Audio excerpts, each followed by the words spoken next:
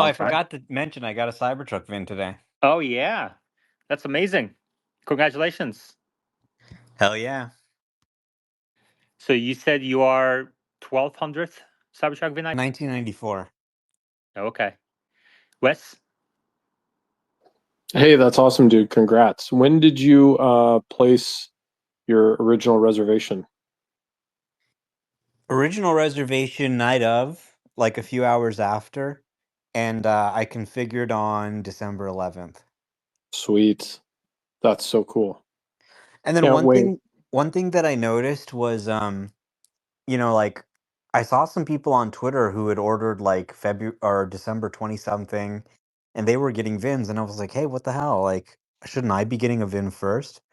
So then I went into my thing and I had like gotten a financing offer from Tesla and it had expired because it had been so long. So I had to resubmit the financing offer and then they said, "Okay, you're approved for financing again." Next day I got the VIN. So if you're doing the financing through Tesla or through a Tesla connected lender and you're not seeing your VIN, make sure you have all the steps done and that your financing is there.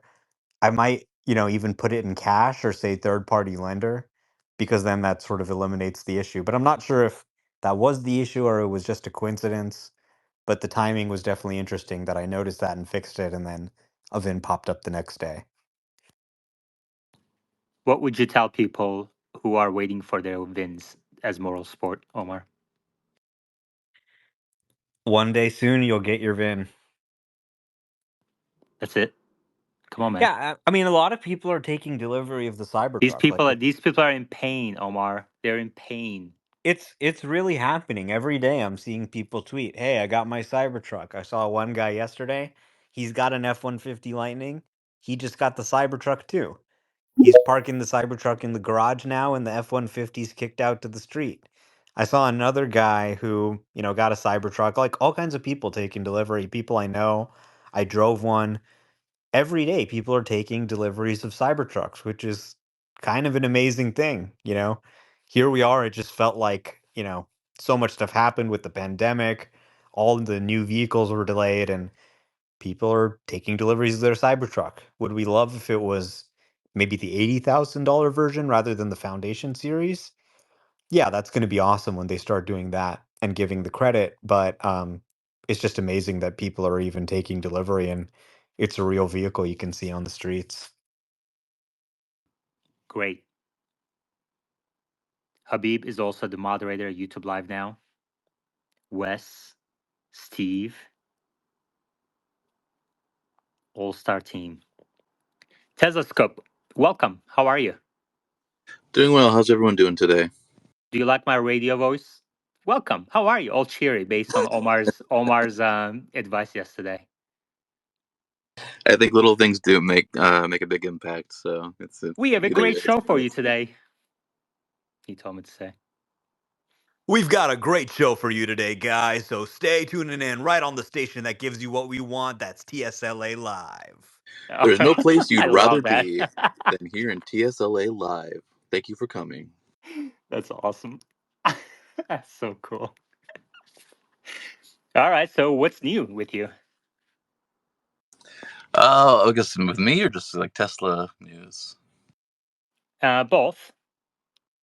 I'm pretty boring. I came back from a 3 or 4 day trip to Tucson to visit family. I was 2 minutes, literally 2 minutes down the road from Ryan of the Kilowatts. Apparently, at one point, he was at an event in Tucson that I wasn't aware of. But we crossed paths like 2 or 3 times on superchargers. He was coming from Texas with the new Cybertruck he just took delivery of. I was coming from the South Bay area in California.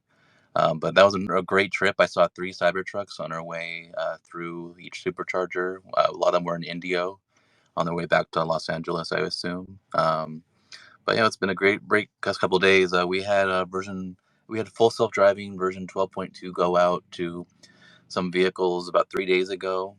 Another version is expected to come out in the next couple of days for including hardware for vehicles, so that they'll all be on the newer kind of the newer build. And then we're gonna kind of see how things go from there. I've been told distinctly to not expect any rollouts until that hardware 4 version. That it will include both hardware 4 and hardware 3, but once that comes out, that's when we can start paying attention again. But besides that, we're kind of waiting on that right now. Expecting this to go to more early access testers with the 12.2 build? Yes, this will be, if everything goes well, this will finally be the build. They just needed to do a little bit more testing based on both the, obviously the feedback that you were running into, but just a lot of the employees who were also having access were kind of giving the same amount of feedback. So things are looking a little bit better. I'm hopeful once you get it on your vehicle, we'll hopefully get your opinion as well and see how things are looking, if any of those little issues have been resolved, and kind of go from there. Have you heard any early feedback from employees who do have V12.2? Very limited. So between 12.1.2 and this version going out, Tesla actually sent another kind of disclaimer to every single employee, and I believe it's universal across the company, but I know for sure it was all employees in Wave 1, which is their early access program.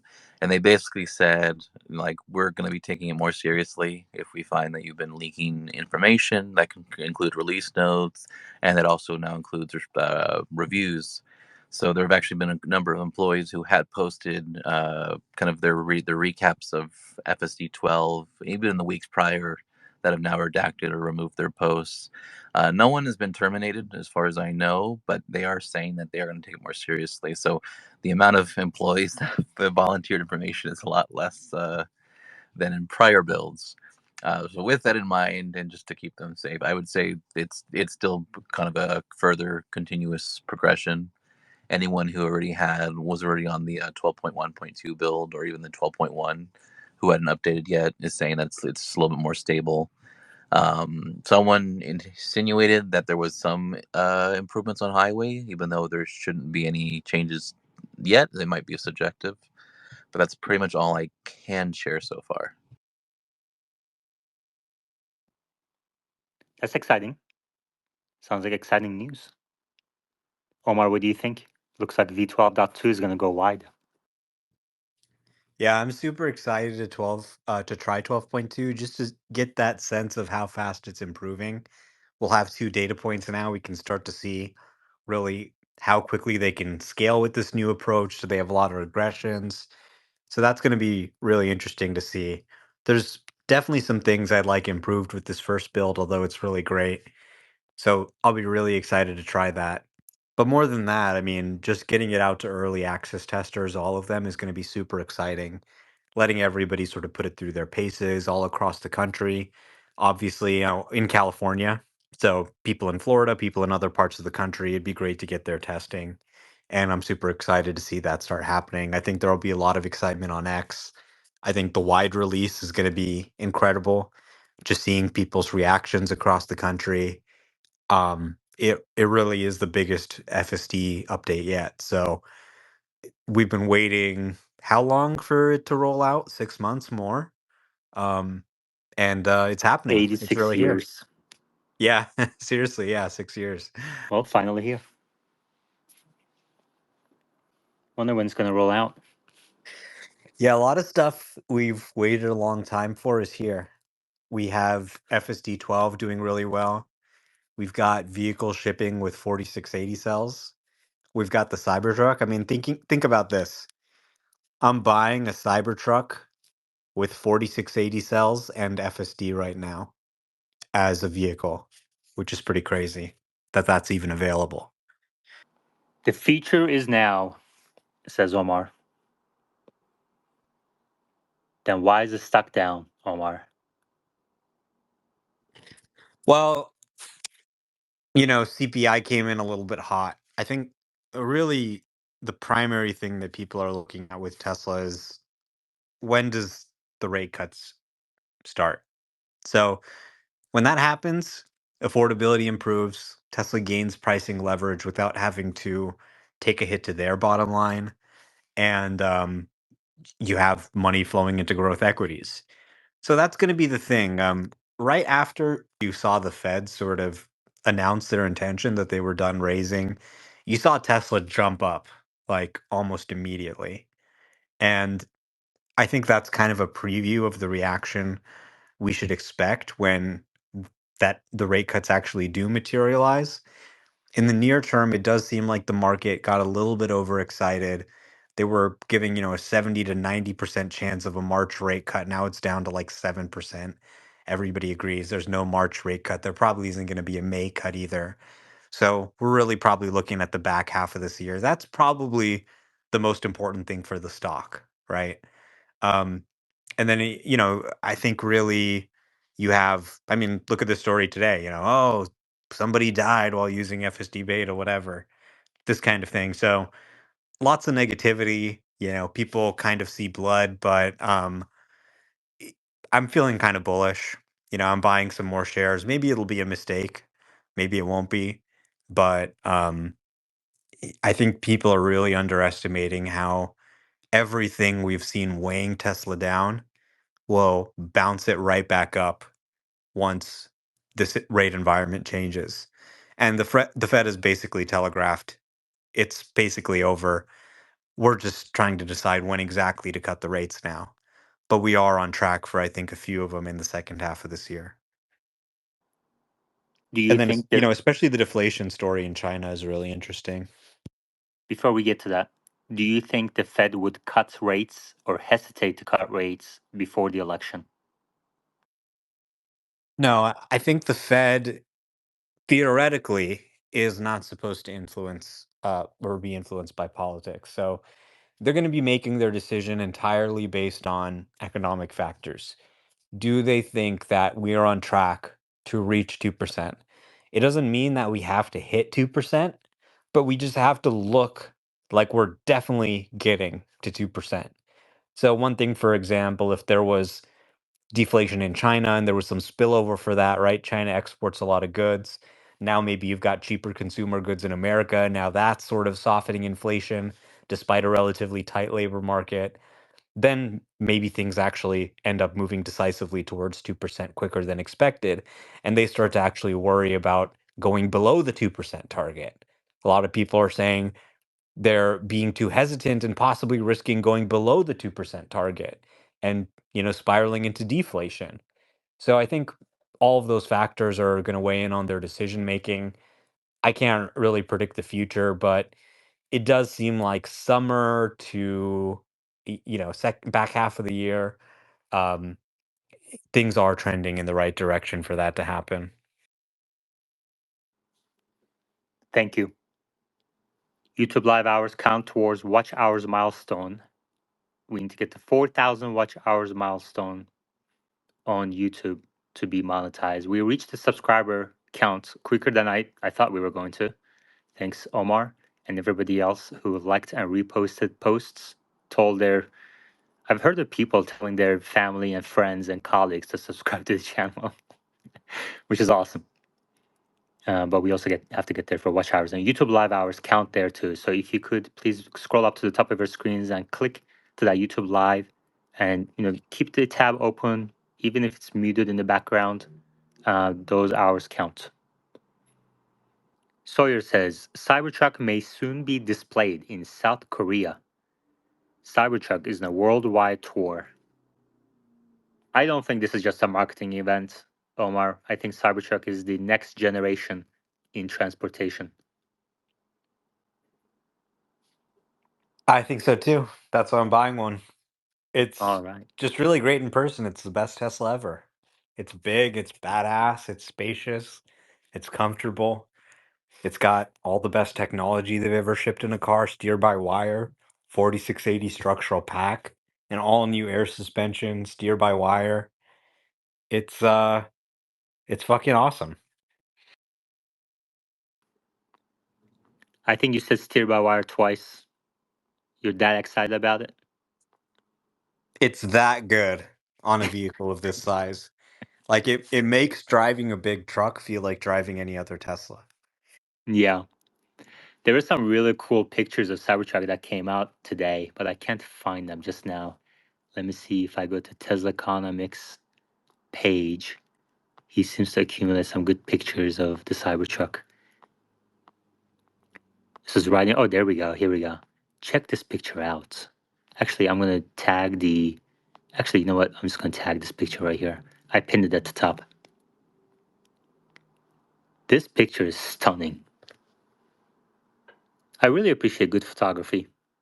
And I think you have to have the eye to take really good pictures. And this picture is, I think, stunning. So I took this picture and posted it on Instagram, Facebook. It takes 2 seconds to extend the knowledge that's concentrated on X to other platforms where there are billions of people who may not be on X.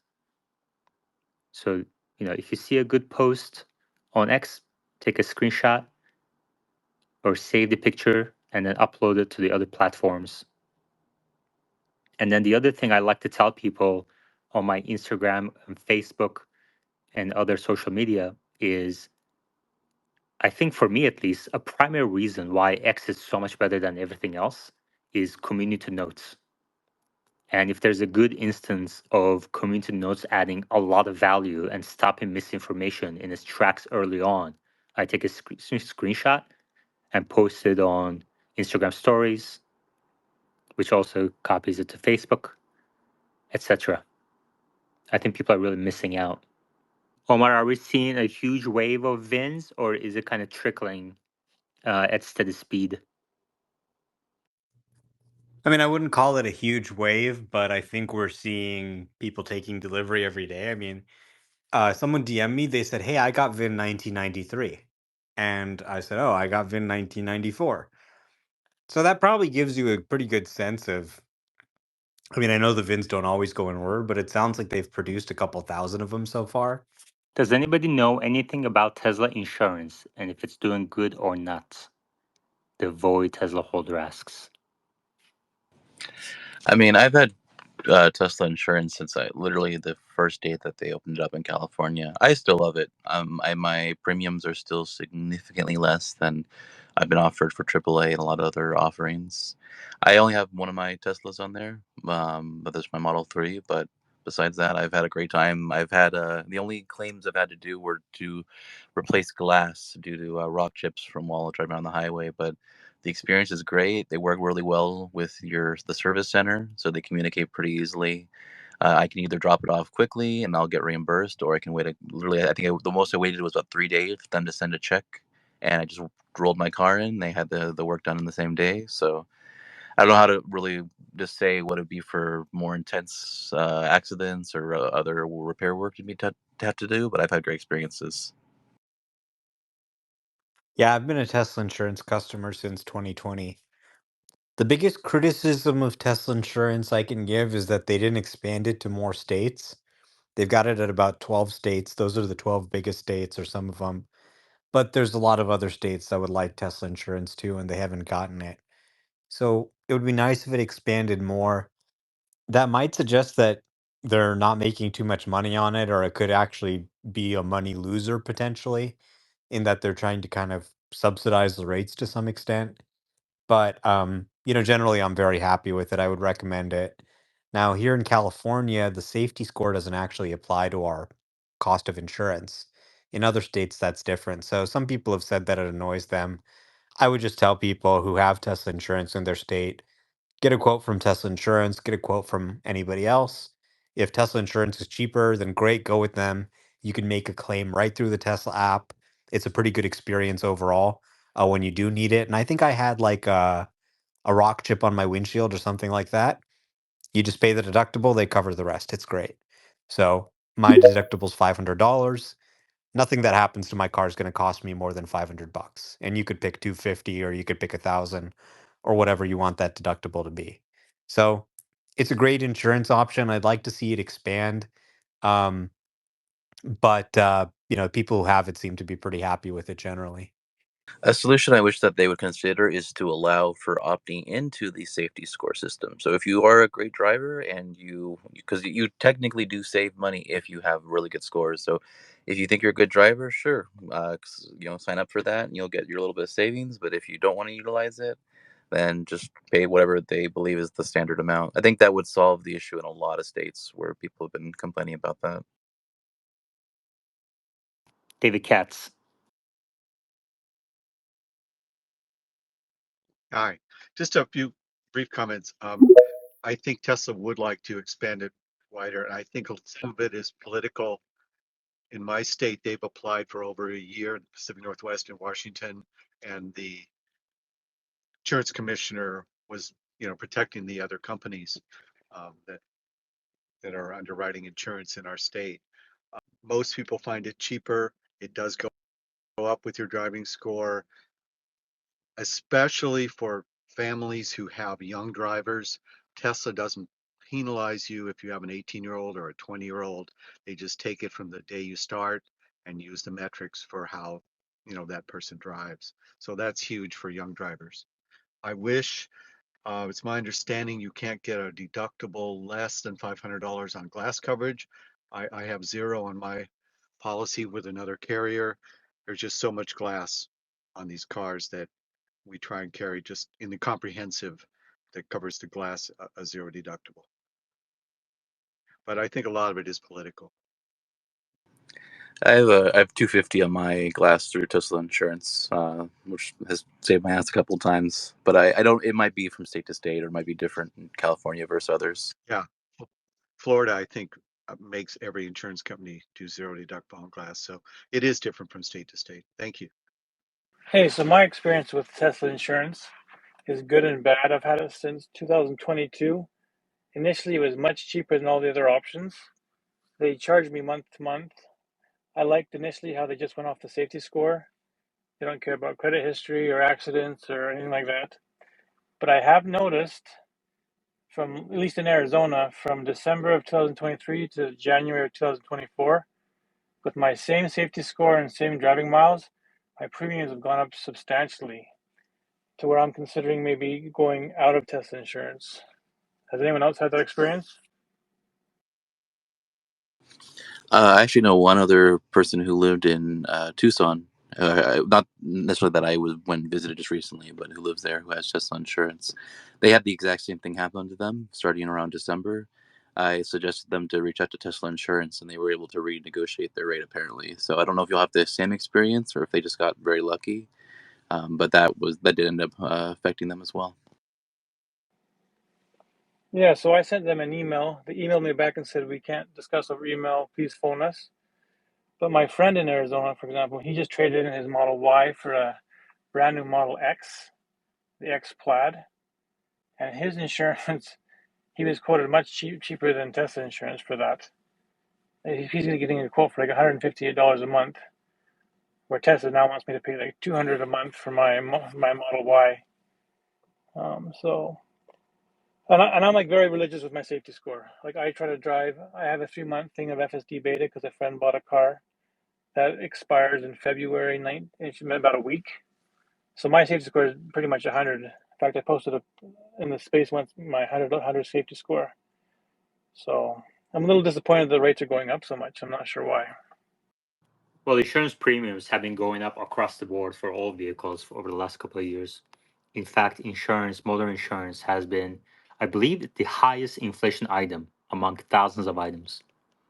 So Wes is answering questions left and right. Steve also on YouTube Live. If you want a question, you can go to YouTube Live and at the same time contribute to watch hours. I highly appreciate that. The link to YouTube Live is at the top of your screens. There's like a whole different conversation going on over there. That's kind of funny. Wes, if you ever see a question over there that's like really good, you're welcome to bring it up here. Yeah, we'll do. We have like 2 different streams going on at the same time. It's so funny. Even though the content is the same, the discussions are different. Just Bobby asks for the speaker board. Do you find Tesla insurance increases due to false crash avoidance alerts? I have seen comments about that. It definitely can, and there's been some success. I say 50-50 with someone calling and kind of complaining about it and inquiring into it.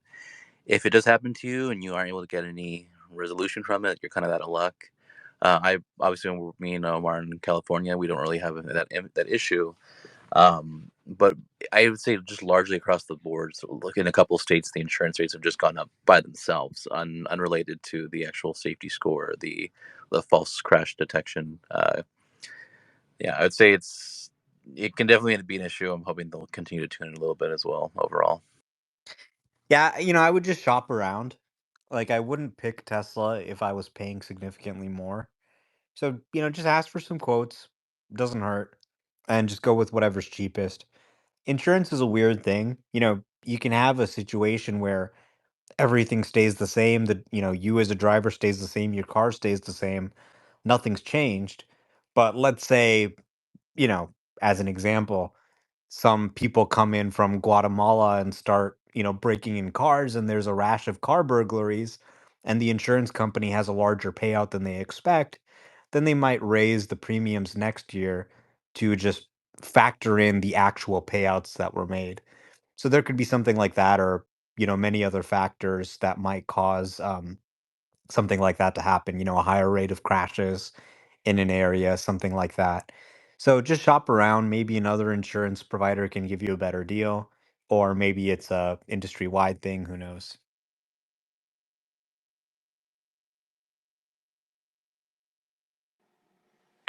But whoever's talking about the forward collision warnings, they do affect your safety score drastically. Like I was taking FSD beta almost all the time, but I took it off twice. I got two very severe ones. They weren't even real. I was just on a windy road. I thought I was going to hit a parked car, which wasn't even close to me. Another time I turned into a parking lot, and the computer thought I was going to hit a car off to the side. But I do hope with Tesla insurance, it's one area where where the money and the mouth can be in the same place. Like we all know in the space that there's safer cars, features, so Tesla can put their money where their mouth is and lower the rates. So I'm really hoping that the rates are more competitive than other options down long term. Because Long term, for the safest drivers, I would assume that will be the case. But remember, this is just new service. They're figuring it out.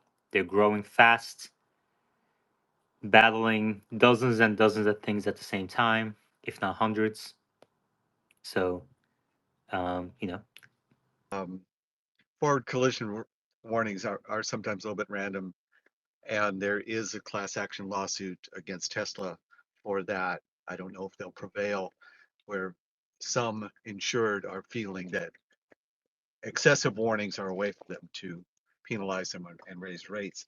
The other thing is Tesla has kind of a patchwork quilt of carriers. Not every carrier is authorized to issue insurance in every state in this country. We give the states a lot of rights, so there might be 2 or 3 states underwritten by a certain group, and so that might be one reason that service is different. They also now have an umbrella corporation for Tesla Insurance, and I think they're trying to bring it all underneath their own house.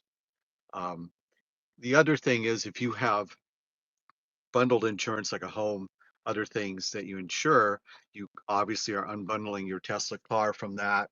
It might cause you to raise some rates with your standard insurance when you separate the Tesla. But for a lot of people, it still makes a lot of sense.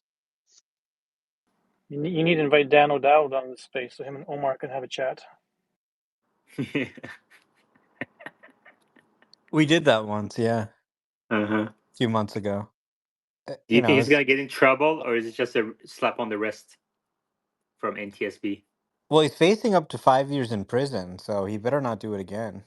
I mean, I don't think they would charge him for something that minor, as long as he just simply ceased and desisted. But um, they could theoretically.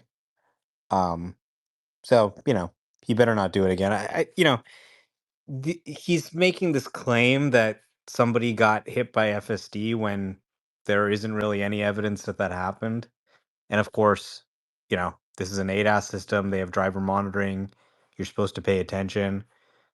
So all of these people who are blaming FSD from things are really playing fast and loose with the facts here.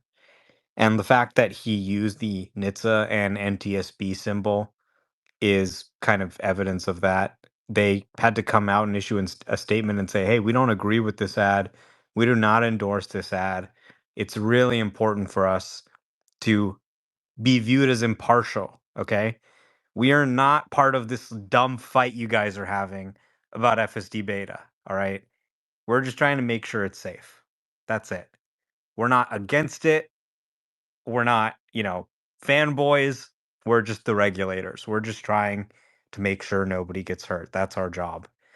And, they play an important role. So, honestly, although do have some disagreements with, for example, I would like to see less nag and, cabin camera and stuff like that, but that'll come in time. Overall, they've done a very good job regulating this industry. So I do have to commend them for that. And they've done a very good job at making sure that they're impartial. They've made sure that any like sort of Tesla haters who come on recuse themselves from Tesla related matters. Dan O'Dowd has been talking their ear off, telling them to ban this. If there were stupid people in charge, they would have banned it. But they're actually smart. They're actually like, wait a minute, this could actually change everything because their mandate is to keep people safe on the road. Okay. So if your mission is to keep people safe on the road, nothing is going to let you actually succeed in that goal better than this. So they're looking at it and they're like, this is potentially very big. We just want to make sure it's rolled out safely, people pay attention, yada yada. The font size is big, whatever. But I think they get it. And I hope that continues into, the next administration and beyond. And these are the Democrats. The Democrats are usually the ones who are much tougher regulators than Republicans. Republicans tend to be like, okay, all right, do whatever. Democrats are much more strict, but even they recognize how important this is. And honestly, a lot of people in the Biden administration are Tesla drivers, ironically. When do you think Biden's going to buy a Tesla? He's probably a little old to drive, but I know that like the people who are actually running the country in his name, they're Tesla drivers. And like he can't even remember like where he is and when he's president. He's like, 2011, was I president then? Am I president now? So there's basically these guys who are in his cabinet who are actually running the country, and he's kind of the figurehead. So yeah, those guys are Tesla drivers, interestingly enough. He couldn't remember which country's president he was talking about, right? The last time. Was that the big Right. issue? There seems to like another. I'm not following politics at He all, to couldn't be honest with remember when his son died, you. Are you not, serious? even within a few years. So, I mean, um, the issue was basically that he had some documents that he had taken, classified documents that he had taken home with them and maybe shared them with some other people. So they were trying to figure out whether to charge him with the crime. And Trump had a similar incident where he took documents from the White House and they said, "Hey, can you give them back?" And he said, "No, I'm not giving them back." So they charged him with under the Espionage Act as well. And so in Biden's case, they had a special counsel look into whether to charge him, and they basically said, "Well, we're not going to charge him because we don't think it was an intentional as would be required for us to convict him. We think a reasonable observer, a jury, would conclude that he's just confused and has no clue what's going on." So that's kind of like, wait, what? He doesn't know what's going on? Then he came out and gave an address and he said, "Hey, I know what's going on. I'm not, senile. I just knew when my son died, but I didn't want to tell him. It wasn't any of his goddamn business." It's like, really?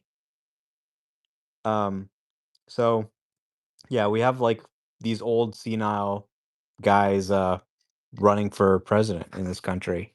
It's kind of a strange situation. The oldest two candidates ever breaking the record set by themselves last time. At least he's not Justin Trudeau. As a Canadian, I can say that. Oh boy. Half the space is Canadian, so just watch what you're saying, one way or another. I don't know Canada politics at all. Yeah, I don't think we want to get too deep into the politics rabbit hole, but it No. is an interesting situation.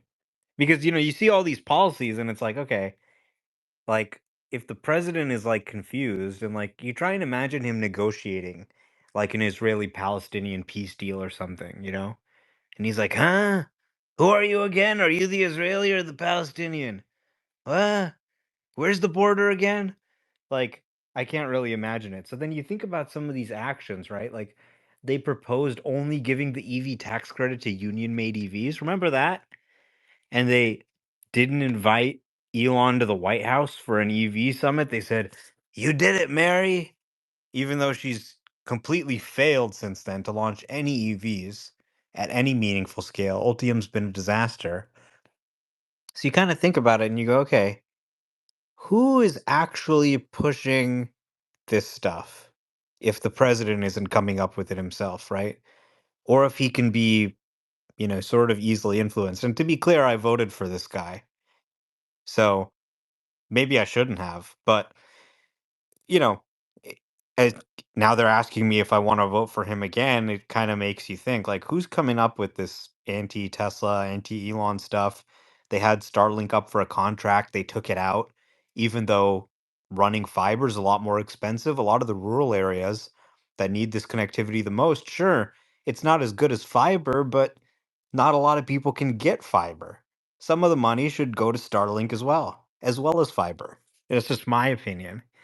So you kind of scratch your head and you go, who's influencing these guys? Because, when you have a president who operates on principle, they can have all kinds of special interests come to them. The cable guys, Cox, Comcast comes to them and says, hey, don't give it to Starlink. But you say, no, look, this is what's going to help the most Americans. So you kind of wonder, who's really influencing some of these decisions. It may not be him or necessarily anyone in his cabinet, but just sort of, you know, it may create a situation where these kinds of anti-innovation policies are easier to push through, I think. Thanks, Omar. We have a new speaker, Marcus. By the way, Omar, people on YouTube live chat are saying that you should run for president. Hey, so on the topic of politics, let's look to like state politics for the United States and just kind of discuss for a second the fact that 17 states in the US still do not allow direct car manufacturer sales to the public. I'm curious what you guys think about that and how much that actually kind of hinders Tesla's sales and outlook. Because my parents won't cross state lines to go purchase a Tesla. They have to come back, they have to pay sales tax directly to the state. They can't add it to their financing. It just causes an unnecessary hurdle. And I feel like a lot of people are in that same boat. I mean, it is a little bit of a pain in the ass depending on where you live. But in 2023, the Tesla Model Y was the second best-selling car right after the F-150. And honestly, I think we got a shot at overtaking the F-150. So it is a pain in the ass, but it hasn't stopped them from becoming one of the best-selling vehicles. In places like China and Europe, you can do direct sales no problem. It's really just the United States, which is about a third of Tesla's global sales, which really has an entrenched dealer support in law, which is really unusual, right? Why would these sort of dealer friendly laws be put into place? But they generate so much local tax revenue because when you look at the sales tax, which is the primary financing of state and local governments, a car is like, okay, so let's say, in California, I think they've got like a 9% sales tax around there. So the way it works is like, I might pay like a 9.25% sales tax in LA County. 8.5% of that's going to go to California. Then like 50 basis points might go to like LA County. And then like an additional 25 basis points might go to my city or something like that, depending on where I live. You can often have a sales tax that's kind of tiered in that way. So you think about like a $50,000 Tesla purchase and you got this, 10% sales tax or something, that's $5,000 per sale. So these dealerships are extremely influential just because of the amount of sales tax revenue they generate, which is important for state and local government finances. So if they say, hey, this law is going to hurt me or this law is going to help me, they have quite a bit of sway and they use that money.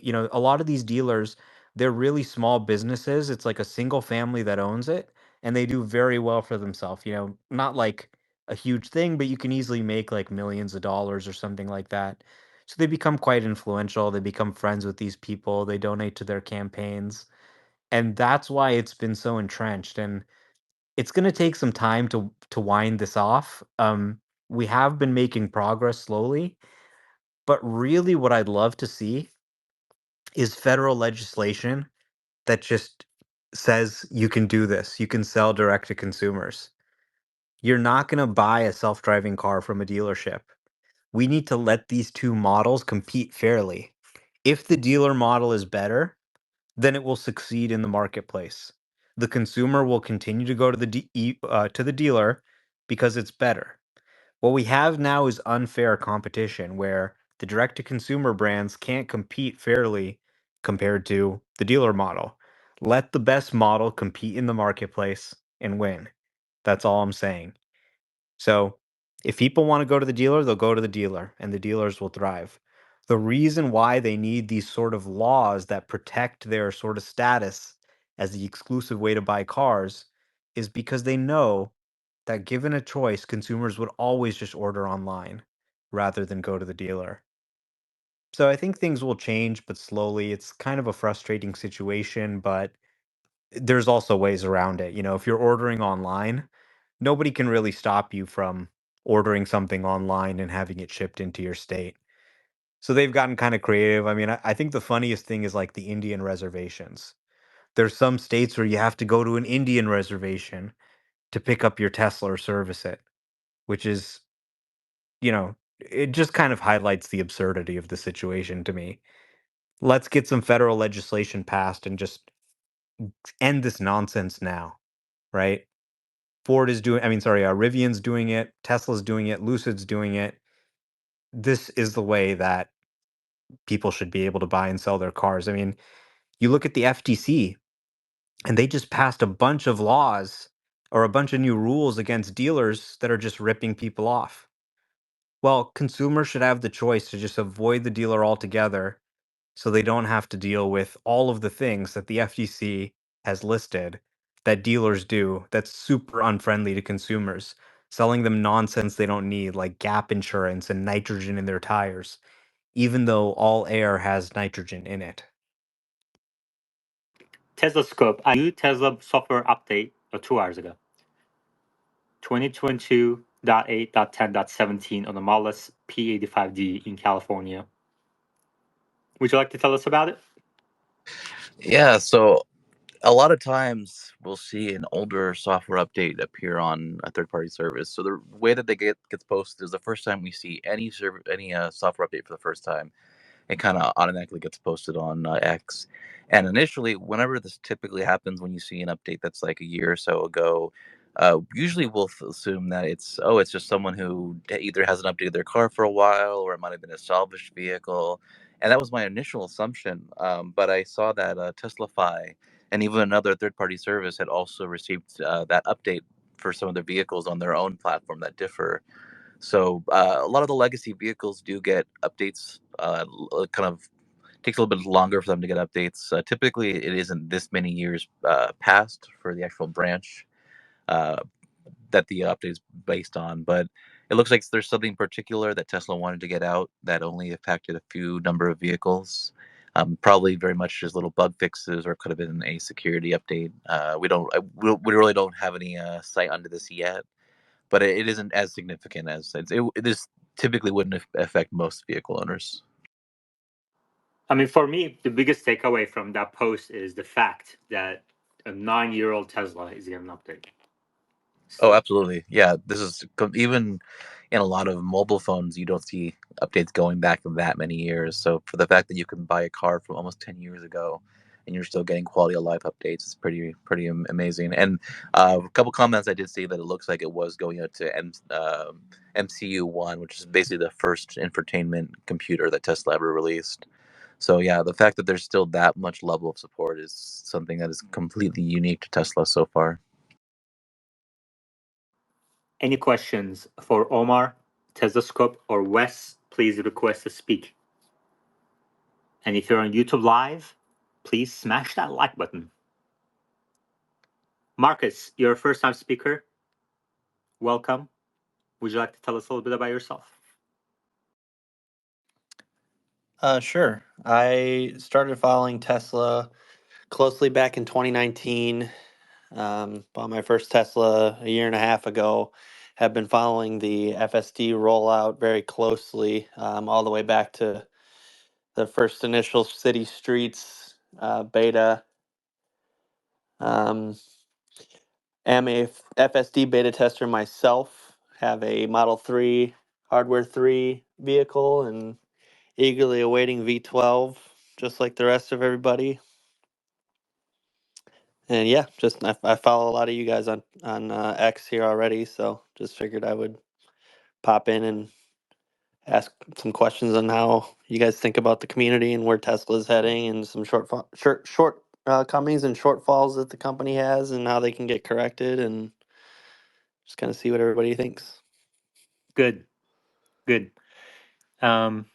What's your expertise area? If I have questions in which area, I should ask you. Really just general. I don't really have a specific area where I know deep information. I follow Teslascope and Omar a lot for just general information. So yeah, I'm not really an expert in any one thing. I'm just some guy who loves Tesla and is a Tesla investor and has FSD. Okay, great. Welcome then. Welcome. Thanks. Doc2 says, Yama, YouTube Live is blessing for listeners. It's much easier on my battery, black screen plus OLED, and audio experience much better overall. All right, that's good to know. I know it was a couple days ago, and I think you had actually tagged me to talk. I was busy yesterday, unfortunately, but can I speak very briefly about the Model Y refresh? Yes, please. So, obviously, everyone's very excited. Similarly to the Model 3 refresh that we just got, a lot of new changes, a lot of both interior and exterior changes. So, my own timeline has been pretty much that we wouldn't see this until the very end of this year, very much going into next year. But there was distinctly in January, there were a lot of articles written, a lot of opinions that were saying that we were potentially going to be expecting to see something happening around March. So much the fact that Tesla, which I've never seen this before, had actually sent out an email to practically all of their delivery advisors, saying if customers ask for about this new rework, we're not doing it yet. We don't have any timeline for this. May try to basically reiterate the fact that right now is a great time to buy a Model Y and to take advantage of all the discounts right now. And I just wanted to comment that I saw a couple of comments where that were like, well, this I don't know if I can believe Tesla. I don't they could just be saying that so that they can, push for more sales right now. And I just wanted I have kind of commented that myself in replies, but I wanted to reiterate that what I've said with it being much later this year, this has been the narrative that I've heard for almost 6 months now. And so, yes, Tesla does have their own PR department. They do have their own marketing department. But if something typically matches what employees are saying and the people who are actually working on the cars, it typically is true. I think for anyone who is listening on YouTube Live or on X, if you were debating whether to wait for a Model Y for the rework, just if you need a car, get one now. This is a great time to get one, especially to save some money. The rework is coming, but it isn't going to happen anytime soon. Now, if you are anticipating or if you're waiting for the Model 3 performance and you really need that performance, that edition, then that's a little bit more worth waiting. We've been anticipating for that to show up in the next month or two. And a couple more prototypes showing up every few days. But for the Model Y, it's a great vehicle. As Omar said multiple times, it is one of the best-selling vehicles, and it will continue to be so. It's a great time to get one if you were looking to or wanting to wait. I'm going to post a poll on YouTube Live because I can do that. And I'm going to ask, in the next 5-10 years, which one do you think will outsell? And then after the poll gets a few hundred votes, we're going to discuss it on X Spaces. How about that? I like this. This is kind of cool. Which will sell more by, let's see, 2030? Model Y or the Cybertruck? Now, no speaker talk just yet. We don't want to influence the poll. Okay. And the poll is live, I think. This is our first poll on YouTube Live. There we go. So you think there will be a Model Y refresh, but not this year, maybe early next year, which I believe is, oh wow, we already have 21 votes over there. What the heck? Which what Omar said and Sawyer said yesterday too, that probably early next year is going to come to US. Maybe start in China again later this year. Yeah, that pretty much matches what I've been thinking. Tesla's been having a little bit of trouble recently with some of their part supplies. That isn't distinctly that it relates directly to the Model Y refresh, but they've just refreshed their production lines for the Model 3. It's a lot of effort and a lot of time to do that you don't necessarily want to affect both of your production lines at the exact same time. And so I think giving a little bit of time to see how the Model 3 refresh works out, which so far has been amazing. We've seen lots and lots and lots of people making orders who were anticipating it. And even if you were waiting for the performance variant, make a test drive, try it out, use someone's referral code if you can. It is an amazing car, and it only shows what to look forward to, whether you get the long range or the performance. You know what I'm really surprised about right now is the fact that Tesla is offering overnight test drives and millions of people aren't taking advantage of it. I think people just don't know. But I mean, I'm going to do it. You know, like you can literally grab the car for like 24 hours, run your errands, go to work for a day in a Tesla, see how it fits your life. What an amazing offer by Tesla. I think there's, for the same reason why they made the Y, there are definitely individuals who the Y is designed more for them than the Model 3. I think definitely prioritizing, which is what they are right now, the Model 3 is important. But there will come that time where anyone who does buy the Model Y will want that. I mean, that's why it outsells the Model 3 in almost every market. So I know you did your thumbs down, but both cars are very important. I drive a Model 3 and I love it. I have the Model 3 Performance. I've never really had it in my own interest personally for the Model Y. It's a little bit too big for me. But yeah, I think both vehicles play an important role, and I think giving Tesla some time to be able to kind of study and see how the new Model 3 rollout occurs across all regions now is very important. Which one will sell more, Model Y or the Cybertruck in the next 5-10 years?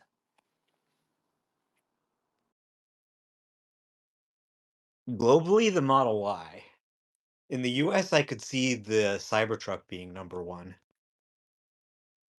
Wow. So then you must expect Cybertruck pricing to decline quite a bit because there's no way, even at 80,000, it's not going to outsell a $35,000-$40,000 Model Y, right?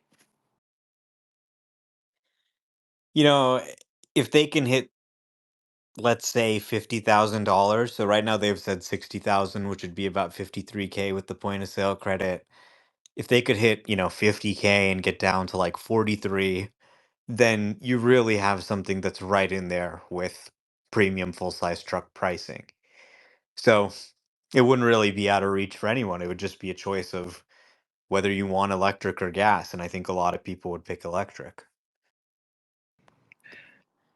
That's really interesting that you said that before we get to Teslascope. I'm going to unveil the poll results. 77% of people in YouTube Live said Model Y will outsell the Cybertruck. 23% said the Cybertruck will outsell. So Omar put a spin on it and said, globally, Model Y, but maybe in the US, and if they bring the price down to originally promised levels, let's say below 50, then maybe the Cybertruck will outsell. And I agree. I agree with that take. I'd also agree with Omar. When I bought this Model 3 Performance, I paid after taxes and everything. I paid about $86,000 for it. I could have afforded pretty much a lot of the baseline, at least the time the baseline Model S or X. I could have gotten basically any vehicle I wanted, but I still chose this. And just a couple of years later, the vehicle pretty much went down to 56,000. So it dropped down a lot, and I expect the exact same thing to happen with the Cybertruck. Now, I got a lot of benefits. I'm one of the very few Model 3s that have full self-driving on it, or sorry, full free supercharging for life. I got full self-driving for about $3,000 at the time. So there are a lot of benefits that I got to take advantage of for paying a little bit more. But I expect the Cybertruck to kind of fall in the same line where, while it's very expensive now, it probably is going to dip down to the $50,000-$60,000 range, if not within a year, but probably a couple of years from now. Tesla's doing very well with their orders for both the Cyber Beast as well as just the long range in general. I don't expect the price to drop down immediately, but it will. It will with time, and I think that will be a very instrumental time for sales. More and more, we're seeing more and more just vehicle owners and celebrities taking advantage and buying the Cybertruck and taking delivery of it. And the more we see them on the road, the more we see, anyone who looks up at celebrities or people you look up to taking delivery of these vehicles. It definitely helped with sales and with orders across the board.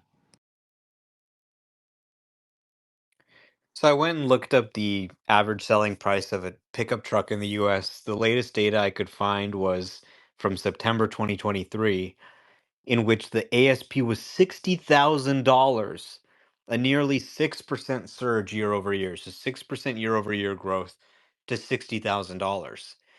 Now, Tesla says that by 2025, so we're talking like 1 year from now, they're going to unveil a Cybertruck that sells for $60,000, which is about the average selling price of a truck. Assuming it qualifies for the point of sale credit, which it should with US made batteries, that brings it down to 53. Then when you factor in fuel and maintenance savings, that's also going to save you a lot depending on how much you drive too. So we're going to go from very quickly today where Cybertruck is this extremely hot car being driven by celebrities, super exclusive, hard to get your hands on one, even if you have $100,000, to within 12 to 18 months, anyone being able to get one for no more than the average price of a pickup truck today. So I don't think anyone's really seeing this coming. They're saying, okay, it's kind of a niche thing. It's 100K. That's not the plan. The plan's not for it to always be at 100K. As they ramp up production, this thing is going to be a really good deal. So even if you think it looks ridiculous, you almost have to consider it because it just makes too much sense, especially if you run a fleet of these things. It has the same effect as a lot of other Teslas, where it's not a matter of not wanting a vehicle. If you can convince someone to test drive, especially if they've never owned a Tesla vehicle, they're gonna fall in love. It no longer becomes a do I want this, it becomes a can I afford this. So once the cost goes down, I think we're gonna see a huge, huge, huge influx of orders.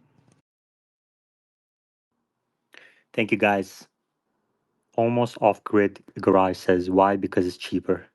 Well, it's both things, right?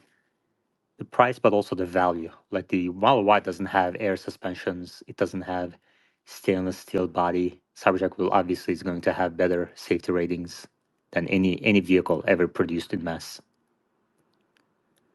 Doesn't have the bigger screen of the Cybertruck. Doesn't have the storage space of the Cybertruck. Doesn't look as badass as the Cybertruck. There was finally a video of someone actually taking a steel ball and throwing it at their Cybertruck's windows, and it didn't leave a crack or a dent. And I was like, oh gosh, I don't know how the part allocation is right now to replace it, but Yeah, it went perfectly fine. yeah. It's not bulletproof. Model Y is not bulletproof as the Cybertruck. It doesn't have real wheel steering like the Cybertruck. It doesn't have steer by wire like the Cybertruck. So it's not just about the price. The price is important, but it's not just about that. And we're already seeing in different parts of the world how popular Cybertruck already is. The pictures and the videos are really incredible. I'm really excited for it. I kind of want to just amplify just the importance of steer-by-wire that Omar was talking about earlier. It fundamentally makes maneuvering in a truck that size so much easier in every type of application, parking lots or so forth. Literally on my way back from Tucson, there was a truck that was parked close to a supercharger location. It was kind of a little bit of a cramped parking lot, and they misjudged a corner when they were kind of going over a little bit of a curb, and they literally ripped a big chunk of them, their kind of their plastic, well, not the plastic, but just the hard whatever side of their truck off. That might have at least survived a little bit better with a Cybertruck. Maybe scratched it up, but you're not completely wrecking your vehicle. Omar, would you expect a difference in performance of FSD on either vehicle in the longer term, and why? No. I mean, the Cybertruck does have a little bit of a better viewing angle, but I would expect the performance to be roughly equivalent on both of them. Okay. Could you please give us some updates on the autonomous driving, the plan and strategy on some Cybertruck? Thank you. So there is no FSD on Cybertruck yet, but they are working on sending an update out. So I have no idea when it's coming, but it's definitely going to run FSD, obviously.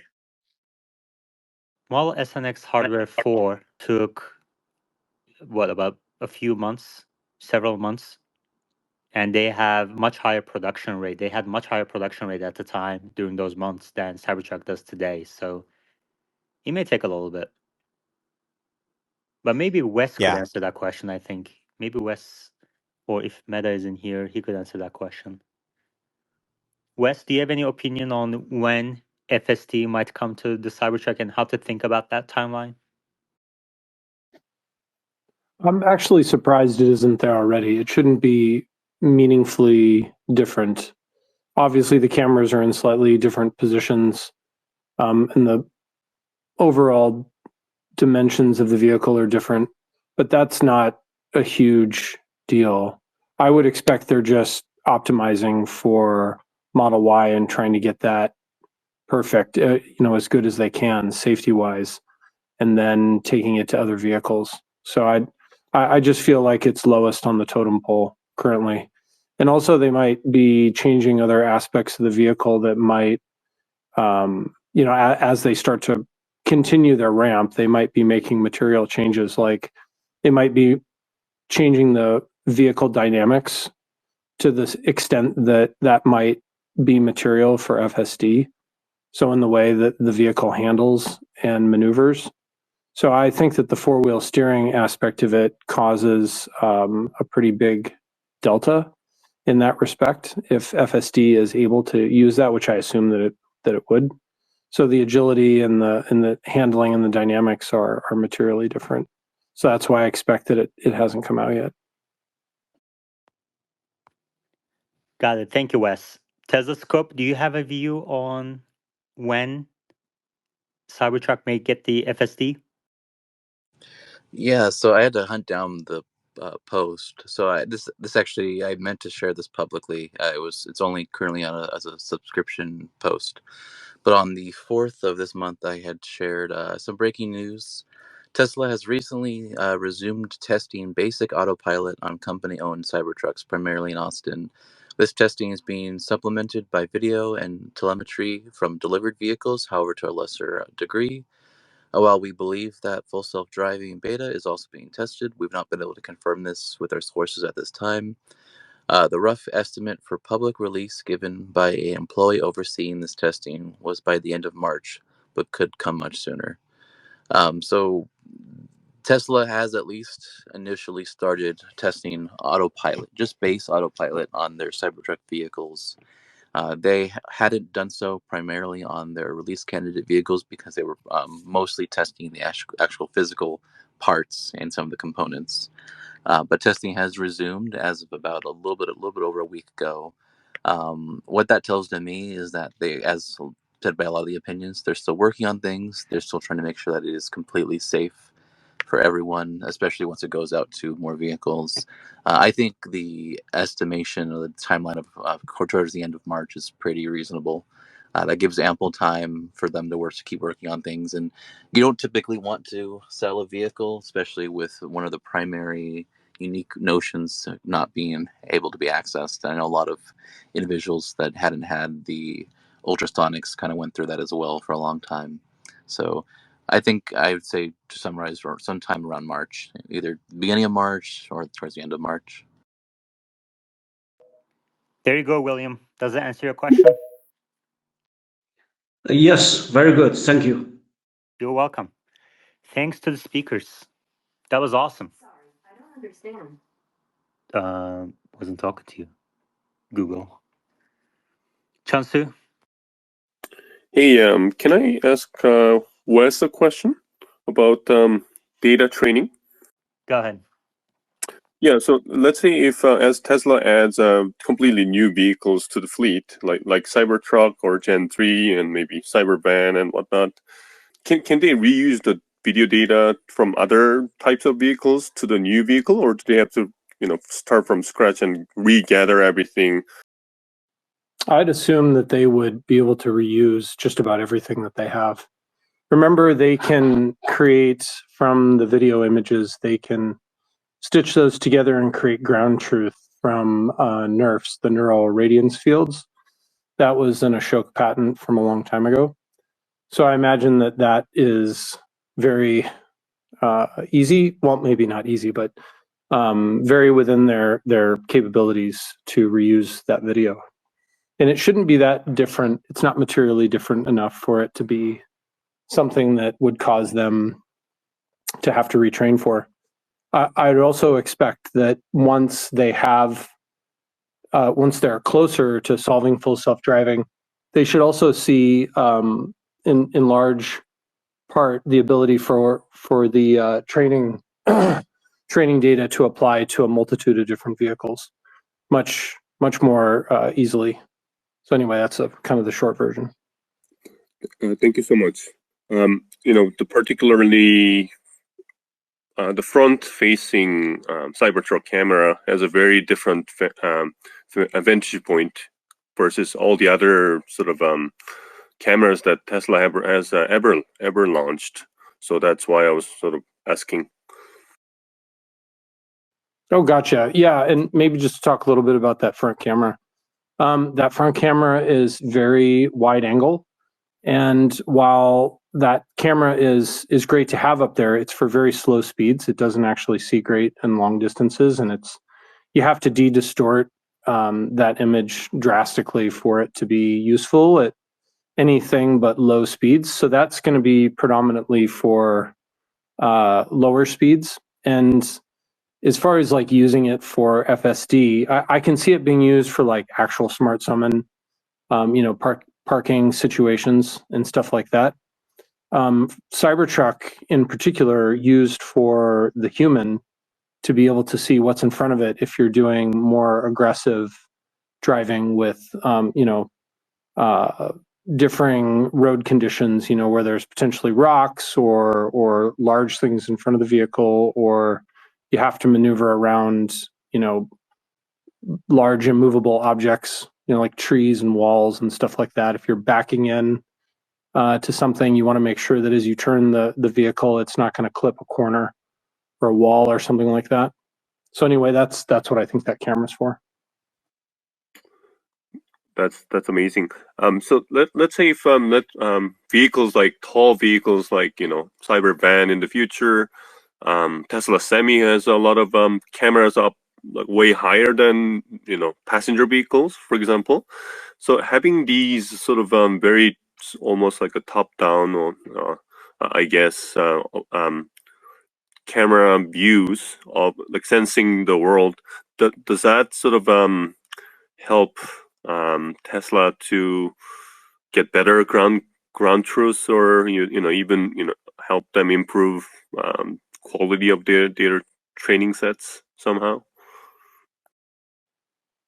Specifically for the semi, that's a very different kind of modality and functional use case. Yeah. So that training data would more than likely be very separate. I think that's why they don't have anything released for semi yet.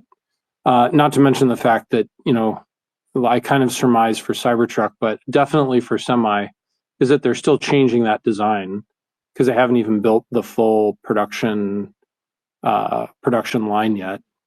So they wouldn't want to go ahead and do all of their training now and release something that might be materially different. So one of the reasons why I think that hasn't been released yet is that even though Mercedes has an actual level 3 vehicle that's been on the road now for, I think, like 6 years in Arizona and maybe other places now, they haven't, because they're still working on the actual production version of that vehicle. And I think things may change drastically in terms of like how that vehicle handles and potentially even the shape and weight and handling characteristics. So to answer your question more directly, just because of the height of it, it doesn't actually, at least I don't think that it would help, kind of like in an overall understanding of the world. I think what does help dramatically is the amount of miles that the fleet gets every day and the ability for that amount of miles to result in better training clips. Tesla's ramping up Cybertruck. They've just updated their production lines for the Model 3. They want a little bit of time to study that and to see how everything goes, as well as not to put too much on their plate. They've also been internally dealing with a couple of issues with part supplies. So essentially all these things combined, as well as the fact that the Model Y is still and will be one of their best-selling vehicles, there's not too much need to prioritize the refresh immediately. Exactly. Thank you, Teslascope. Any other questions, comments? Please request to speak. The space has been going on for 2.5 hours. We have YouTube Live going on at the same time. YouTube Live hours count toward monetization requirements, and it's the fastest way to get to 4,000 hours. Therefore, if you could please go to YouTube Live through the link at the top of your screens, I would highly appreciate that. And those of you in YouTube Live, please smash that like button so that we can spread the word to others as well. Teslascope, you know what's unique about the current situation we're in on FSD timeline is that we haven't heard anything about a V13. Do you think there will be a V13? Because if you remember, in previous versions, like this time on V11, we were hearing a lot about V12, how it's going to be end-to-end, it's reserved for end-to-end neural networks, but we haven't heard anything beyond V12. What do you think about that? I think we're either too early to hear about it, or it's just the notion that the architecture that version 12 is based on and built on is essentially, potentially, finally the solution. In principle, if you treat end-to-end correctly, it is able to handle almost all cases, all edge cases that it comes across, and just general driving. We also have Tesla, and this is while version 12 was in development and even being tested. Tesla ramped up hiring across multiple countries, not just the United States, not just Canada, but multiple European countries. They ramped up hiring in New Zealand, in Australia. And these are all roles that are distinctly focused around testing cutting edge versions of V12 builds. The importance of why this is needed is, well, you can build end to end, and you can have it mostly used in other regions. You typically want to have the essentially the unique models built for every single country more so reflect the typical best fit driving habits for that region. Every region, while obviously you get in a car and it's very similar, there will be regional differences. There's different ways you literally drive on the road. There's different ways you treat how you get around other vehicles, whether you're allowed to get around them or not. And this goes on for dozens and dozens and dozens of things you have to test for and make sure you're handling correctly. So I think this, number one, shows the confidence that Tesla has with version 12, because even with version 11, Tesla first started testing version 11, or just FSD in general, outside of the United States just about 2.5 years ago, where we saw the first right-hand drive vehicles running FSD on company-owned vehicles. And this was still very few employees were hired for this. We've seen them significantly ramp up hiring in this department. So I think that we're not going to see any news for version 13 for a long time, especially if Tesla continues in the direction they are, with just the intent and they hope that version 12 is kind of the, at least the, if it's not the final version, it's the version 1 of the going on from here on out. Thank you, Teslascope. Wes, would you like to chime in on that? Do you think there will be a V13? Why haven't we heard anything about it? Do you think V12 is what's going to get us to robotaxis eventually? Yeah, I kind of agree with Teslascope in that it seems like there's nothing bigger than end to end. So you wouldn't really change your major revision for things that are considered like relatively minor by comparison.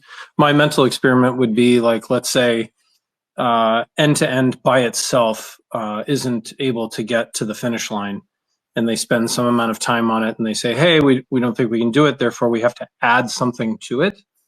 And that would be along the lines of like, I'm just being hypothetical here, but let's say they add some way to add real-time learning. So that would actually be huge. Like that's not something that exists today for a large foundational model.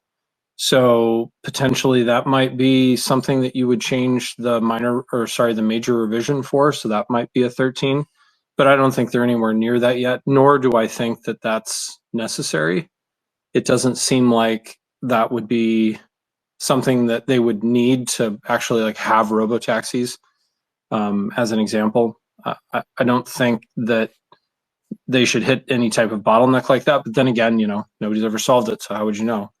But that's kind of my thinking, is that end-to-end nets is the end. Like you can't get any more AI than that. There's different ways that you could architect it, obviously, and that could potentially be seen as like a major revision if they go through a major architecture change. But as in software, that's pretty much the case, is that even when things change, a lot of things stay the same and they still change the major revision. So it's kind of up to Tesla, what they want to do. Elon has said, V12 won't be beta. So he's kind of the determining factor there. That's one of the reasons why I think they wouldn't change it. I kind of wanted to add one little thing to last thing Wes said is Elon had mentioned that version 12 would not be beta. And oh my gosh, have I seen so many comments going back and forth about whether he meant, the very first version 12 that would be released to customers would not be beta, or if it would be that, an eventual version of version 12 would not be beta. And I tend to go with the latter, not only because that's what I personally believe in, and also what we've obviously now seen with at least some of the initial builds going out to employees, and even Omar, including the beta label. But that was also the sentiment that was said by employees that I was in communication back with last year when he had first posted that on X. So yeah, this still speaks to the principle that version 12 is their intent to finally deliver and kind of build this, at least the initial starting framework for the full self-driving. And anything beyond that, we might see a version 12, or sorry, we might see a version 13, or we might finally see this actually be, the first proper release of full self-driving. And then anything beyond that is just further iterations. We might see a version 1 again. We're going to have to see what Tesla decides to go with. All right, let's see if there's any news from Sawyer.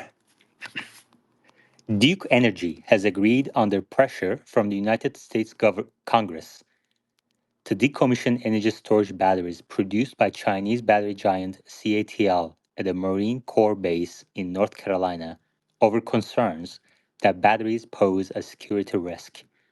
Oh my goodness. That's wild. SpaceX is planning to build a $100 million office and industrial factory that could fit 15 football fields. Project titled SpaceX Starbase Office.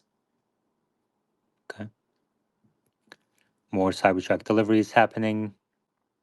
Good. Oh, Michelle says, if you've missed the beginning of the space, you can rewind on YouTube Live and watch 2x speed and kind of scroll back and forth. That's another function on YouTube Live that's beneficial. We need to get all this functionality to X. The Void Tesla holder asks, what about Elon's comp package? Nobody knows anything about that, do they? Or if you stay or not. Yeah, we don't know. We haven't heard anything about it. There was an article this morning. You know, it's kind of unusual that we haven't heard anything about it. But, you know, we talked about this topic early on today. If you want to hear about it, you can go to YouTube Live and rewind.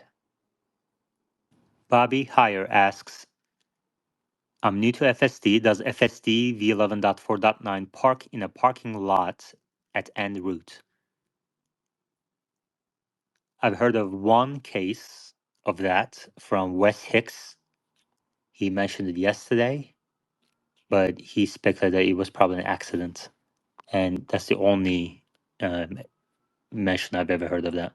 V12, however, Omar has had a couple of experiences like that. So maybe it's a future that's coming with V12. We'll see. Teslascope, what do you think?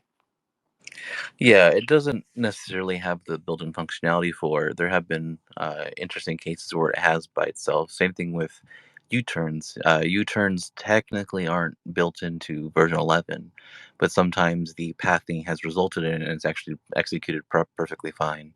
But in both those cases, version 12 is the first build to officially support both the U-turns, pulling to the side of the road to stop and park, and in some cases parking in parking lots. And then the second half of that question is also, will it back out of a parking space at the beginning of a route? It doesn't go reverse. Do we know if V12 goes in reverse? Not yet. So there's two parts to that. There is the reverse summon, which is not the official term, but it's the term that the community has kind of used for the smart summon, essentially being able to properly reverse back and to start driving like that. That's being tested as of the middle of January. And similarly, just the ability to reverse and kind of make small corrections is also being tested. But I don't think it's been observed in any of the version 12 videos posted by Omar. And I don't think it is currently enabled in any of the version 12 builds. That could change any day now. But as of this moment, I don't think it's currently available. It is a planned feature. So we will see that in the next couple months once it is been released to the public. Teslascope, could you please repeat the feature again? So it's essentially the ability for the vehicle to be able to reverse and make corrections. So currently with full self driving, if you are on the road and someone kind of is backing out of a spot or even like pulling into the road in front of you, and your car, there is technically space for you to squeeze around it, but would require for the car to reverse back, even if it's 10, 20, 50 feet. That currently is not available in any of the version 11 builds. It is a planned feature for the version 12 builds and has been tested, but it is not currently available or has not been released. That would be a big deal. Thank It you very isn't much. something. It isn't something that comes up all the time, but there are cases where not only does it allow for solving, again, just the end, be able to start and end at your destination, not getting stuck behind a large vehicle, but also for safety. There might be situations where a car is going to potentially back into you, and currently with full self-driving, you would have to take over and quickly reverse to make sure that you don't get hit in the front. But so technically, with the version 12 implementation of this, the car would be able to reverse on its own and avoid a collision if it was presented with that opportunity or with that situation. Thank you to the handful of people who are moderating the chat in YouTube Live. I highly appreciate it. Amy, Steve, Habib, Wes, Michelle, very much appreciated. Seems to be a good conversation. And thank you to those of you who came into X Spaces as well, and especially the people who are on both, just to support the space. I highly appreciate it. Reggie? Yeah, Teslascope, question for you. So on the reverse summon, how many will they measure that in feet as far as the distance they will allow a FSD to back up? Because I think at some point that you be FSD or Tesla will be sharing responsibility, or maybe it's a safety feature where they don't want the car to go in reverse too far down the road. And the second question with that is, when is FSD will be ready for a Cybertruck? I'll answer your last question first. Tesla has only started testing just basic autopilot on the Cybertruck about a week or so ago. So the rough timeline would be sometime around March. I don't anticipate it to happen anytime in February. There still needs to be a little bit more time for just the basic autopilot, but also the full self-driving to be properly tested. Tesla has only now kind of allocated some vehicles for the release candidate versions of FSD to be tested on it. So about a month and a half away at the earliest, I would say. If it's something happens sooner, that would be remarkable. And then your second question was regarding the distance as well as the kind of the liability factors for reversing. It kind of goes the same way as currently with going forward is while full self-driving still technically isn't certified for level 4 level 5, you still are in charge. You still are technically the one that is having to monitor the vehicle to make sure it's doing the right thing. With any amount of reversing, the assumption is that the back camera is going to show up on the screen as well as you can look behind you. So I don't anticipate there to be too much distance travel. And I had shared something to this. Okay, yeah. So, okay, on a subscription post, this is on the 23rd of January. I had shared that this last weekend, Tesla began internal testing of a new end-to-end training campaign focusing on reversing up to a max of 50 feet and limited to 3 miles per hour. Reversing on full self-driving has not been tested on public roads yet. It's too early in testing. It has only been trialed on company property and test tracks. So I haven't received an update since then. So if you're new to hearing me speak or just my account, I have a good number of employees who essentially will leak or share information with me about things that happen at the company. So I don't typically try to request information. It's typically a one-way street. So I will sometimes receive information, then I won't for weeks or months.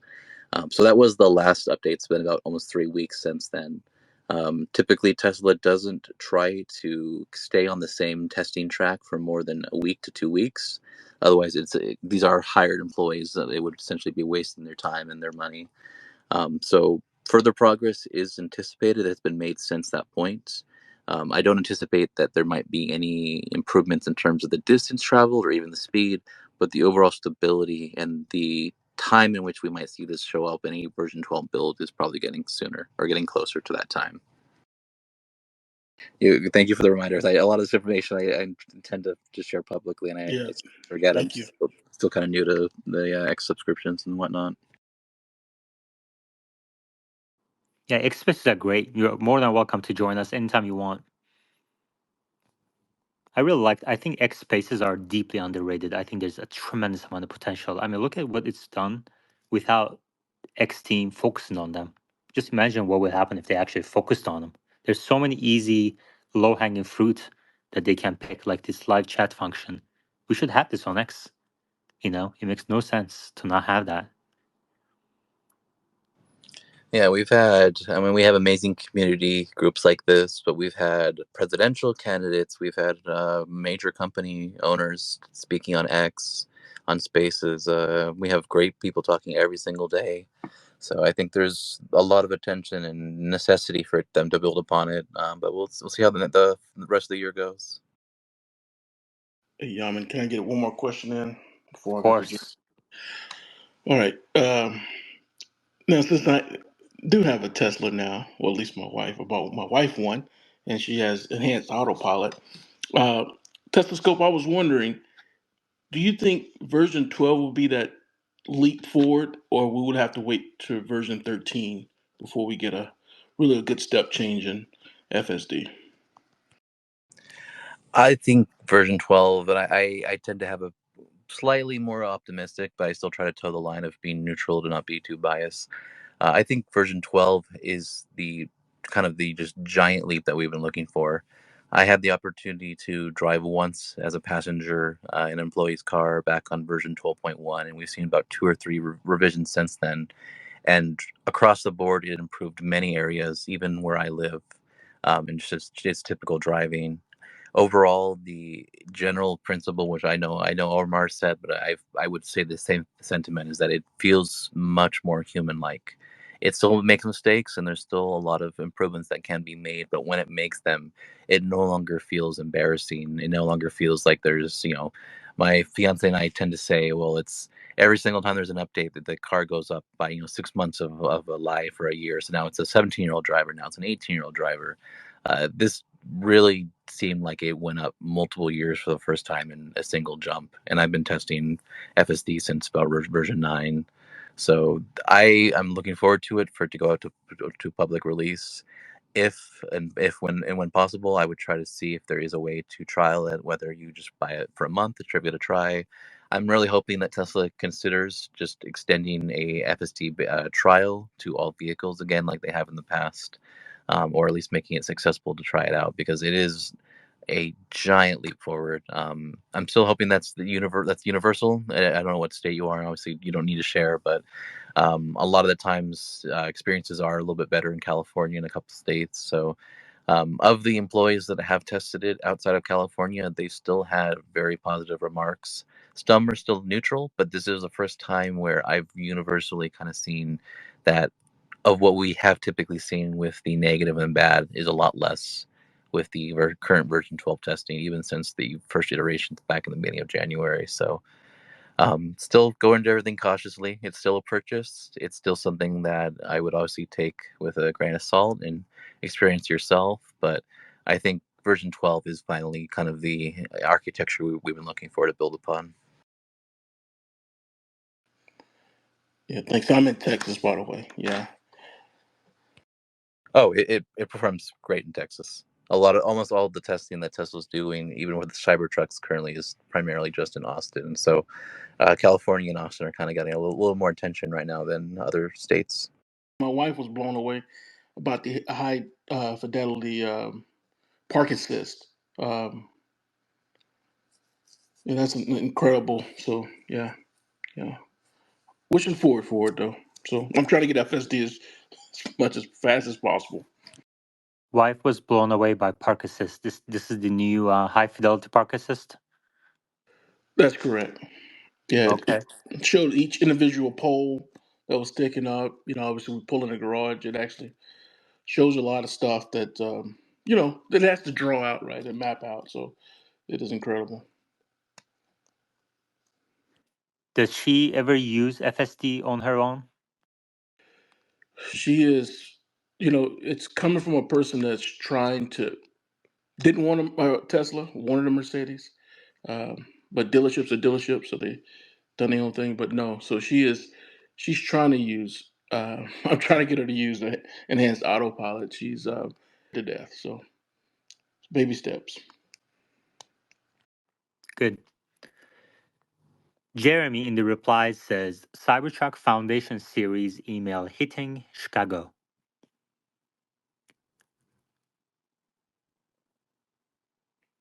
For those keeping track, Jeremy says, 3 of us near Chicago ordered our Cybertruck the day after the unveil on November 22nd. One of us got the ready to order email today for the Foundation Series. Thank you, Jeremy. One benefit of being live for so many hours is that, it's live. People come here sometimes to, share news, even Sawyer. 81 votes, 82 votes. Which is better, X-Space or YouTube Live? 62% said YouTube Live. I think it's because of the chat function as well as the ability to rewind. but the sound quality is better on X for now because we're using kind of amateur methods to get the sound to YouTube Live right now. So that will also improve in the future. The YouTube Live is there right now just to kind of get to the 4,000 watch hours. That's the best way, the most accelerated way to do it. So if you don't mind, even if you're on X Space and you prefer to listen on X Space, please go to the top of your screens and click on the link to pull up the YouTube Live, even if it just sits there in a tab muted. I would highly appreciate that. Any questions, comments? Please request to speak. Hey, speaking of Fidelity Park Assist, I think I'm one of those unlucky ones who still have the ultrasonic sensors, and I don't think we received that update. So I would really like to know more about it. What do you guys think of it? How is it? How is it functioning for you? And I'm really hoping that they would somehow send an update where we can get it too, because right now we don't have it. AI Driver has the best videos on Hi-Fi Park Assist. Highly recommend people check out AI Driver's videos on Hi-Fi Park Assist. It seems, I mean, he seems very impressed by it, and he has a high bar to be impressed by FSD in general. So he's been very fair, I think, over the years. He publishes very infrequently, once a month or so, but extremely high quality testing, production quality. AI Driver's YouTube channel is really excellent. So he seems impressed by it. The videos I've watched, he says when you use it, especially in less than 5 miles an hour range, you can see that Tesla is preparing this to to kind of expand beyond parking lots. So I thought that was an interesting take. Let me see if he can join us. If he's not busy, let me just DM him real quick. Yeah, I mean, while you're DMing him, I would say this. Um, Me and experiencing it and going through, I think it's like less than 3 miles per hour, 3 miles or less, but it's a different world. It's mapping its own world out, and it's ready for that kind of summon kind of stage of it because it's very high definition mapping, and it's drawing it, so it's not just doing some labeling. It's actually drawing everything out. Ninus, where were you earlier? It sounded like you were in the concert. No, I have these Bluetooth headphones that somehow every time I have them on, I think the microphone goes on to like bringing everything from the environment except what I speak. So it's just bad quality. What I was Check commenting your on. check your mic mode at the top on the upper right corner. If you have wide spectrum, that might be why. Oh, well, look at that. Oh, we learn something every day.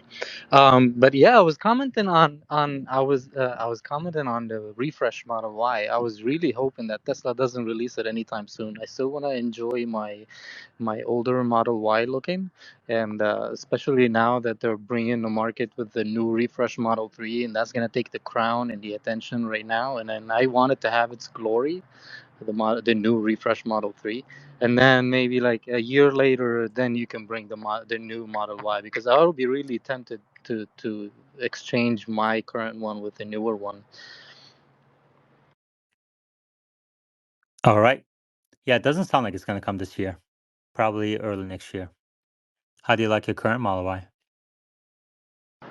Oh, I love it. This is my second Model Y.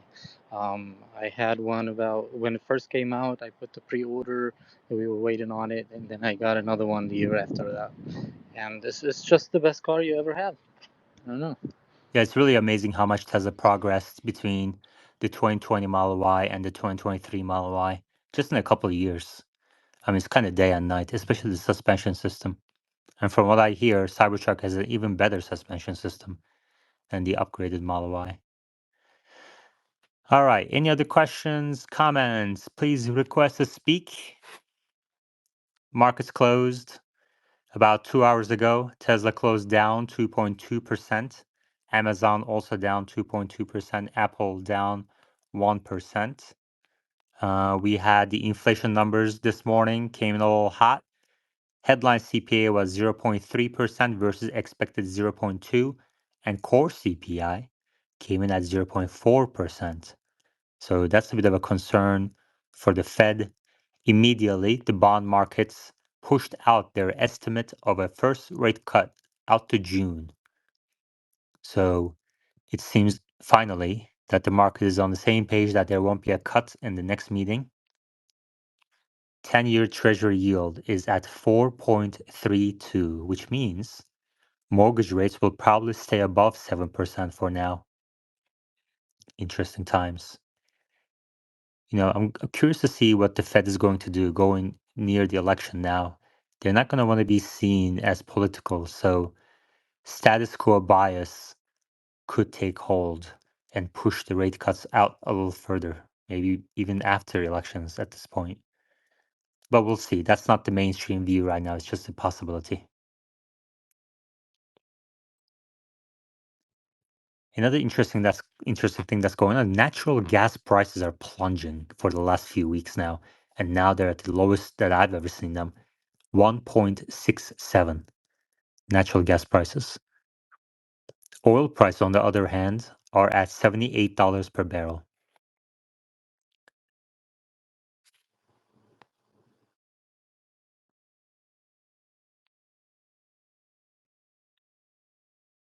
Will Compilize posted a really nice post with some kind words. I highly appreciate that, Will. Thank you very much. Well, we went on for 3 hours today. Congratulations, everybody. It almost feels like the old times. I want to keep this YouTube live going a little bit more because it does count towards watch hours, and that's the limiting factor right now on monetization. Because we did go above 1,000 on subscribers, but there are 2 milestones that needs to be met. So I'm going to be posting YouTube live as well as at the same time as X Spaces. I think we had about 60, 70 people throughout the day on YouTube live. So 3 hours times the average number of people. That should be 200 plus hours added. We have to get to 4,000 hours on watch hours. So the more people times the longer hours, that'll get us there, get the account there sooner. Oh, wow. Lyft just corrected its earnings press release, says it means EBITDA margin expansion will be 50 basis points, not 500 basis points.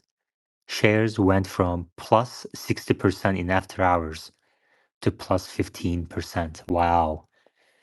This was tweeted by Deidre Bosa, CNBC Tech Check anchor and reporter. That's the first I've ever seen it, and she says the same. Never seen anything like this. Lyft just corrected its earnings press release, says it means EBITDA margin expansion will be 50 basis points, not 500 basis points. That is insane.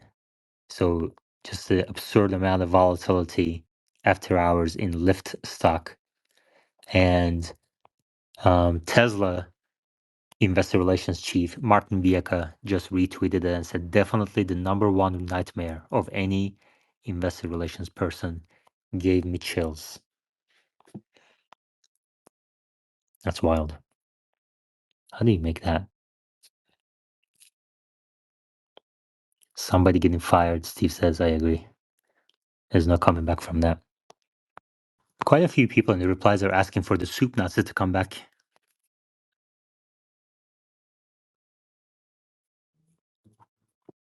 Maybe we can do like a soup Nazi day, special day.